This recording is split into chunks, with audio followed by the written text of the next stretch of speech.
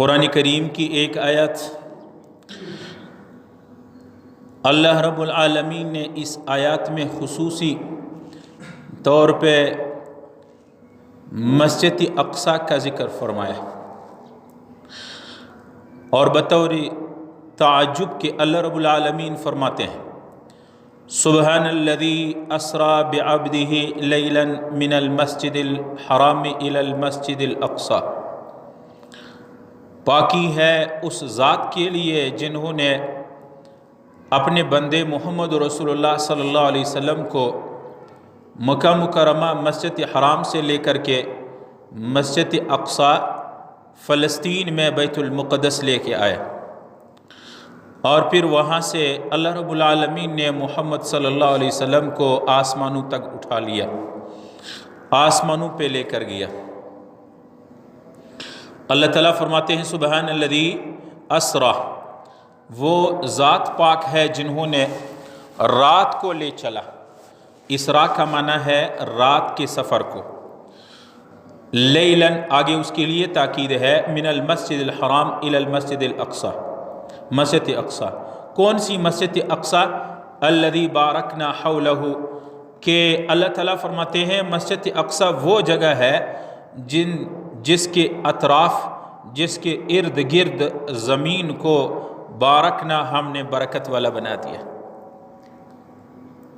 مسجد اقصی جہاں ہے بیت المقدس، یہ جامع بیت المقدس مسجد جہاں بنی ہے، اس کے ارد گرد جو زمین ہے اس کو اللہ رب العالمین نے مبارک فرمایا۔ مفسرین حضرات فرماتے ہیں یہ روئی زمین کیوں مبارک ہے، کیا وجہ ہے؟ اہل سیر، تاریخ، انبیاء علیہ السلام اور اسلامی تاریخ کی کتابیں لکھتے ہیں کہ یہ مبارک زمین دو وجہ سے ہے۔ ایک وجہ یہ ہے کہ یہاں اللہ رب العالمین کے ایک گھر مسجد اقصی بیت المقدس آباد ہے، اور دوسرا یہ ہے کہ یہ سرزمین انبیاء کی سرزمین ہے۔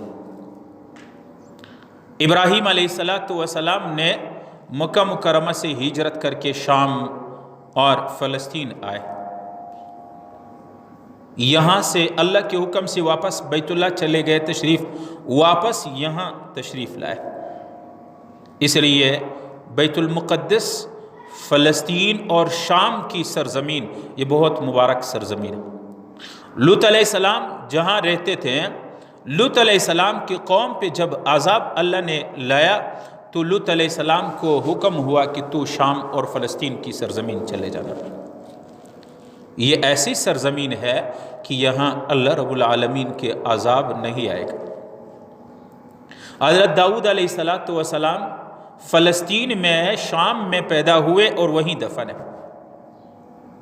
حضرت سلیمان علیہ السلام جنہوں نے پوری دنیا پہ سلطنت اور بادشاہی کی، اور ایسی بادشاہی کہ نہ اس سے پہلے کسی نے ایسی حکمرانی اور بادشاہی کی ہے، نہ بعد میں کر سکے گا۔ سلیمان علیہ السلام کے تخت، سلیمان علیہ السلام کے مرکز دارالحکومت وہ شام اور فلسطین کی سرزمین۔ حضرت زکریا علیہ السلام، حضرت زکریا علیہ السلام کی پیدائش سرزمین فلسطین میں ہوا ہے۔ مسجد اقصی کے ارد گرد قرب جوار میں حضرت زکریا علیہ السلام کی پیدائش ہوئی ہے، اور وہیں عبادت کرتے رہے، یہاں تک کہ جن لوگوں نے دیکھا ہے مسجد اقصی بیت المقدس میں ایک محراب ہے، اس کو محراب زکریا کہتے ہیں۔ یہاں حضرت زکریا علیہ السلام عبادت کرتے، اور یہاں حضرت زکریا علیہ السلام کی پیدائش ہے، یہیں پہ حضرت زکریا علیہ السلام کی وفات ہے۔ موسیٰ علیہ السلام کو جو حکم ہوا فرعون سے جان چھوڑنے کے لیے، یا قوم ادخلوا الارض المقدس، مقدس زمین چلے جاؤ، وہ ارض فلسطین اور شام۔ حضرت عیسیٰ علیہ السلام کو اللہ رب العالمین نے سرزمین فلسطین میں پیدا فرمایا۔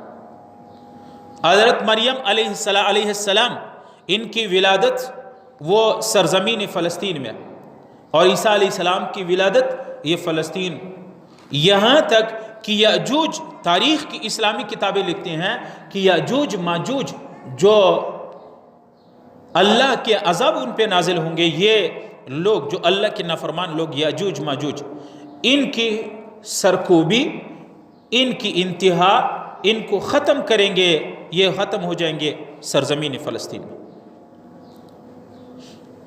اس لیے علماء فرماتے ہیں اللہ رب العالمین نے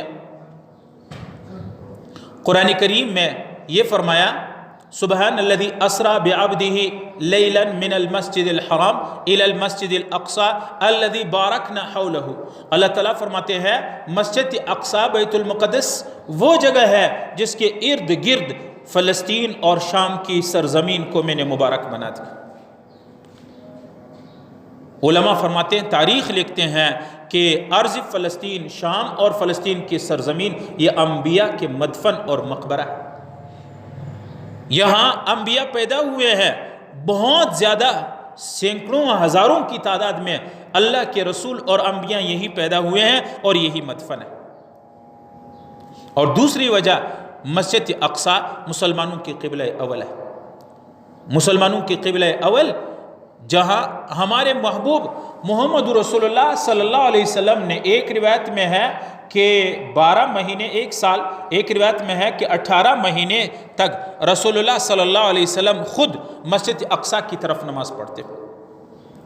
مدینہ منورہ میں جب آپ صلی اللہ علیہ وسلم ہجرت کی، اس کے بعد آپ کو حکم ہوا اب مسجد حرام کی طرف، کعبہ شریف، بیت اللہ شریف کی طرف رخ کر۔ اور علماء نے یہ بھی بیان فرمایا کہ اللہ رب العالمین نے جب محمد صلی اللہ علیہ وسلم کو آسمانوں پہ بلایا تو اللہ اپنے حبیب صلی اللہ علیہ وسلم کو آسمانوں پہ مسجد حرام مکہ مکرمہ سے بھی اوپر لے اٹھایا جا سکتا تھا۔ کیا وجہ ہے کہ رسول پاک صلی اللہ علیہ وسلم کو اللہ رب العالمین نے مسجد حرام یعنی مکہ مکرمہ سے جبریل کے ذریعے یہاں پہنچایا، بیت المقدس فلسطین پہنچایا، مسجد اقصی میں، اور وہیں سے پھر اللہ رب العالمین نے محمد صلی اللہ علیہ وسلم کو آسمانوں پہ بلایا؟ کیا وجہ ہے؟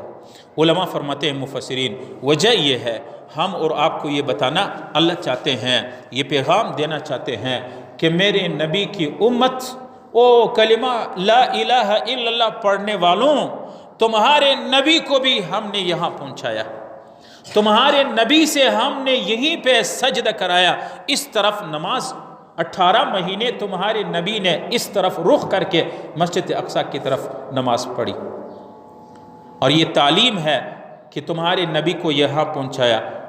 اس نبی کی امت کو یہ تعلیم دی کہ اس مسجد پہ تم نے اپنے تن من جان مال قربان کرنا ہے، اس کی حفاظت اپنے جان مال خون سے اس کی حفاظت تم نے کرنی ہے، پھر تم افضل البشر ہے، پھر تم افضل المخلوقات ہے جب آپ افضل بہترین مسجد جو اللہ کا گھر ہے اس کی حفاظت کرو گے، اس کی رکھوالی کرو گے۔ اور وجہ کیا ہے؟ علماء نے احادیث میں موجود ہے کہ بیت اللہ شریف مکہ مکرمہ میں ایک نماز پڑھے 1 لاکھ کے برابر، مسجد نبوی میں مدینہ منورہ کی مسجد میں ایک نماز پڑھو تو 50,000 نمازوں کے برابر ہے۔ اور مسجد اقصی میں آپ صلی اللہ علیہ وسلم نے فرمایا، عن ابی درداء قال قال رسول اللہ صلی اللہ علیہ وسلم صلاة فی مسجد بیت المقدس افضل مما سواہ من المساجد ب500 صلاة۔ جو بندہ مسجد اقصی فلسطین کے بیت المقدس میں ایک نماز پڑھے گا، ایک نماز، تو 500 نمازوں کے برابر ہے، بلکہ اس سے بھی زیادہ بڑھ کر افضل، نبی علیہ السلام نے فرمایا۔ اس لیے مسجد اقصی، بیت المقدس، شام اور فلسطین کی جو سرزمین ہے یہ بہت مبارک سرزمین ہے۔ قرآن میں اللہ تعالیٰ نے فرمایا الذی بارکنا حولہ، جس کے ارد گرد روئی زمین کو اللہ نے فرمایا میں نے مبارک بنا دی۔ نبی علیہ السلام نے فرمایا جس کو اتنی جگہ، اتنی چھوٹی سی جگہ، اتنی چھوٹی سی زمین ملے کہ وہ مسجد اقصیٰ فلسطین میں اس کو اتنا چھوٹا سا مکان ملے کہ اس کو مسجد اقصیٰ نظر آئیں، تو نبی علیہ السلام نے فرمایا آدمی کی اتنی طاقت ہو وہاں ضرور اقامت کرے، وہاں جا کے رہائش اختیار کرے۔ رسول اللہ صلی اللہ علیہ وسلم نے فرمایا۔